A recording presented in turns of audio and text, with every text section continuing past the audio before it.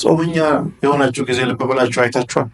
በጣም ደክሟችሁ መናገር እያቃታችሁ መሄድ እያቃታችሁ ፍጥር ድረስ ልክ ስታፈጥሩ በቃ ጉልበት መጣ፣ ነቃ አላችሁ። አሁን የበላችሁት ምግብ ገና አልተፈጭም። መጋዘን የገባው እንጂ ገና ፕሮሰሳል። በጥርስ ላይ ይፈጫል፣ ጨጓራ ላይ ይፈጫል፣ አንጀት ላይ ይፈጫል። እንደ ምግቡ ሁኔታ ከሰዓታት በኋላ ነው ወደ ኢነርጂ የሚለወጡ። ቅድም ያገኛችሁት ጉልበት ኬት መጣታል። ተምር ምናምን ሚሪንዳ እንደዚህ አይነት ሲምፕሊ ወደ ግሉኮስ የሚቀየሩ የስታርች ዘሮች፣ ካርቦሃይድሬት ዘሮች ፍጥነታቸው ቶሎ ነው ወደ ስኳር የሚቀየሩ።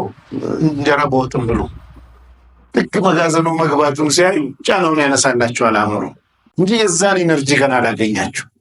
ምናልባት ቅድም ኢነርጂ ያገኘው ብላችሁ ፊል ያደረጋችሁ ሰዎች ከአንድ ሰዓት በኋላ ከተወሰነ ደቂቃ በኋላ በስብከት ቢወጣ ታዩታላችሁ። ገና ፕሮሰስ ላይ አላለቀም፣ እየተፈጨ ግን ኢነርጂው ኦልሬዲ ተገኝቷል።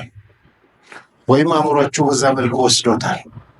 የማሰብ ሁኔታ ወጣቶች ውስጥ የተነሱ ብዬ አንድ ፑሻፕ የሚችል ሰው ጠራና 50 ፑሻፕ የሚችል ከሆነ ትሰራለህ። ሁለተኛ ጊዜ ደግሞ 10 እንደደረሰ አቆማለሁ ብሎ አሰበ።